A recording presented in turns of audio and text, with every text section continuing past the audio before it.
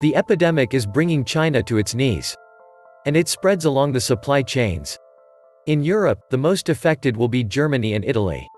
The coronavirus is way more grave than they make it seem. Millions of Chinese are stuck in cities in complete lockdown. By now, it is spreading across the States and Europe. There are cases in France, Spain, and the UK coming in. It is spreading in the USA as well. Amazon and others have pulled their attendance from the big event in Barcelona. The hotels are empty. Airlines are canceling flights en masse. The Chinese GDP will contract by more than 5% in the first quarter of 2020. Its tourist industry has collapsed. Tourism is 10% of Chinese GDP. 60 million people will not be visiting China this year. The global supply chain has collapsed. Delivery of consumption goods, etc. to the world and USA is cratering. China is disintegrating. The virus is bad enough, but the economy is shutting down. We won't be able to get the things we need to survive. For instance, America grows a lot of food as long as there is chemical fertilizer. The unfortunate thing is that we don't make fertilizer here, or at least not enough to support our population. The whole planet is going to shut down due to the virus, or as a ripple effect of other countries shutting down due to the virus. Meanwhile, most stocks are hovering around their all-time highs. Remember that after the SARS breakout, we went down to -40% in some sectors. And SARS was nothing compared to this one. It seems simplistic to think that China can register a positive growth rate this year. Just the loss of 3 weeks in total would be enough to wipe out 6% of Chinese GDP this year. Too pessimistic? If anyone thinks that China will return to work soon as if nothing had happened, he deludes himself big time. All this reminds me of 1929 all over again. Only the star of the show has been replaced. In 1929, the USA was the world's cheapest producer of goods and agriculture. Totally first in the mechanization of production, i.e., railroads, tractor combines, auto assembly. And a new way to play the market. Then it broke. China produces but kept 1800 sanitation and food supply, their downfall. But will it spread? 400 million people quarantined, and the second largest economy grinds to a halt. It's like a thermonuclear weapon hits China. The blame lies with primarily Bill Clinton. He gave China most favored nation trade status. That cooked our goose because China cheats like it's no one's business. For a starter, we must bring back our pharmaceutical industry from China. They are going the way of a big civil war. Welcome to the Atlantis Report. The broad policy direction for many of the world's central banks and governments now hinges on one question: how will the Chinese government respond to the economic shock caused by the coronavirus? The impact of the current coronavirus epidemic has already been felt in the automotive sector, which represents the heart of industrial manufacturing not only in China but, for example, also in Germany. Automotive plants throughout China have been ordered by the Beijing government to remain closed after the Lunar New Year holidays. Volkswagen, FCA, Toyota, Daimler, General Motors, Renault, Honda, and Hyundai have stopped production in what is the world's largest automotive market. According to S&P analysts, auto production in China dropped by 15% in the first quarter of 2020 compared to the same period in 2019.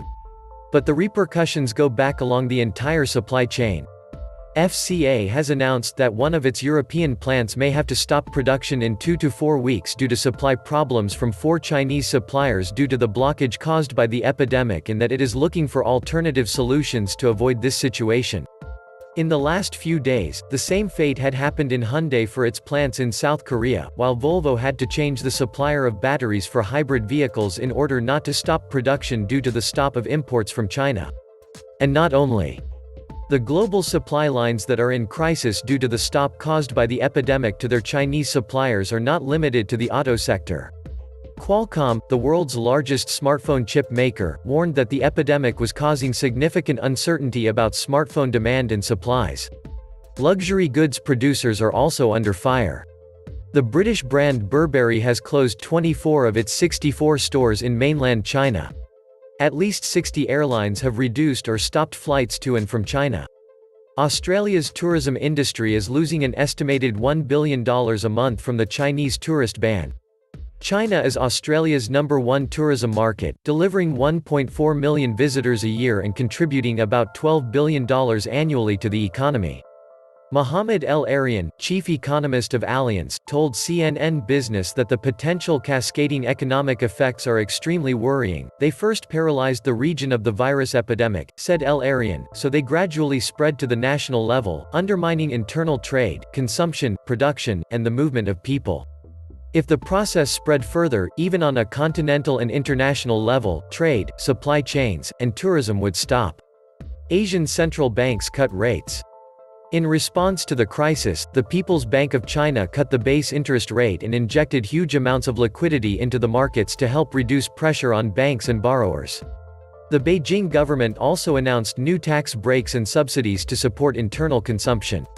The central banks of Sri Lanka, Malaysia, Thailand, and the Philippines have also cut interest rates in recent weeks, while South Korea and Taiwan may follow shortly. The problem, however, is that since 2014 the European Central Bank has already had negative rates, a situation similar to that of the Bank of Japan, while the U.S. Federal Reserve has already cut interest rates 3 times last year and is closely monitoring the situation. It is unlikely that a response to the global crisis triggered by the Chinese epidemic could instead come from fiscal stimuli in the European Union. On the other hand, the economic situation in the old continent was not the best, even before the outbreak of the epidemic. In December, Germany saw a dramatic contraction in industrial production, with -3.5% on an annual basis, which is the worst figure since the 2008-2009 recession. In Italy, however, the experience of citizenship income so far does not seem to have generated significant results in terms of an increase in domestic consumption and gross domestic product, which in the fourth quarter of last year fell by 0.3%, with the worst figure being 2013. With the 2 main EU manufacturing countries and 2 of China's main production and commercial partners already in difficulty, 2020 does not bode well for the European economy at all. China as the new Chernobyl of globalism. If you visit, you die. Leave your relocated business behind and run, to the safety of anywhere. The US had an approved trade agreement. Or back to the US. You decide. Toyota, factories still closed. The Chinese economy has actually been stopping for a month, between a New Year's Eve break and the stop imposed by the authorities on businesses to avoid spreading the infection. Factories and offices must remain closed until the end of February, inclusive, but several companies will extend the closure.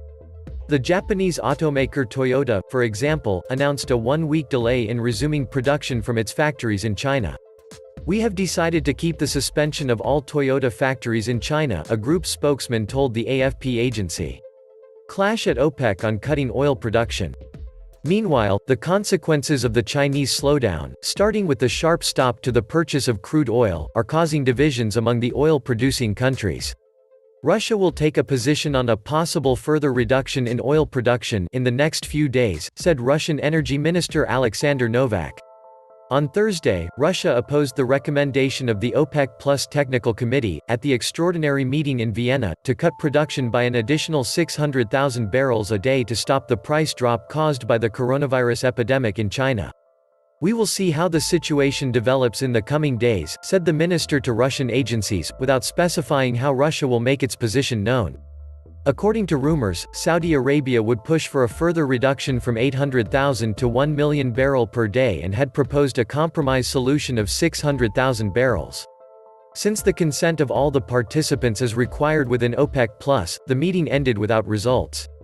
We want to continue consultations to determine the optimal measures acceptable to all exporters to regulate the market without sudden changes that would be harmful to producers and consumers, explained Russian diplomat Sergei Lavrov.